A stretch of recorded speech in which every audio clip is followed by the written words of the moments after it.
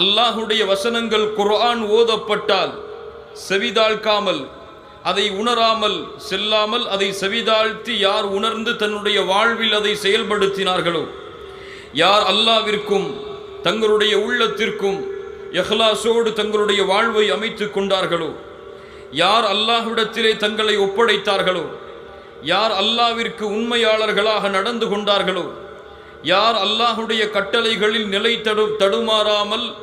ஈமானோடு உறுதியோடு தங்களுடைய வாழ்வை கழித்தார்களோ, யார் அல்லாஹுவை தங்களுடைய வாழ்வின் தொடக்கத்தில் இருந்து தங்களுடைய மரணம் வரை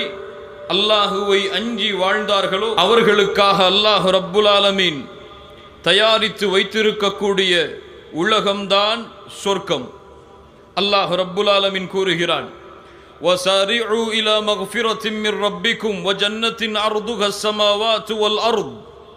أُعِدَّتْ